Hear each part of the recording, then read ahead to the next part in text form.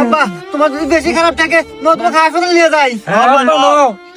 আরে বাজান, না না, আমাকে আর হাসপাতালে নাই কামবো না, আমার সময় শেষ, আমি আর বাঁচবো না।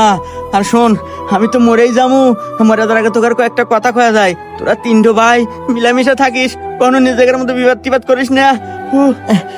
গেদা শাহিন, শোন, ওই যে উল্লাপাড়ার স্টেশন রোড ওই সাইড টুকা তুই নিস। আচ্ছা আব্বা। আর গাদা সিংকু তুই শোন, ওই যে সিরাজগঞ্জ চায়নাবাদ ওই সাইটে অনেক লোকজন, লোকের লোক আরো নয়, ওখানে ব্যবসাও ভালো হয়, ওই সাইডটুকটা তুই নিস বাজান। ঠিক আছে আব্বা।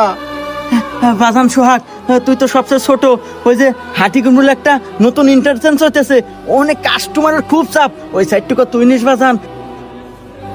ঠিক আছে আব্বা। আরে আব্বা তুমি এনে কোনো টেনশন করো না, তুমি শান্তালে মরো তো। বাহ, কে রে সিংকু, তোর বাপ তো অনেক ভালো মনের মানুষ রে। মরার আগে তিন বেটাক সমান তালের জায়গা তুমি ভাগ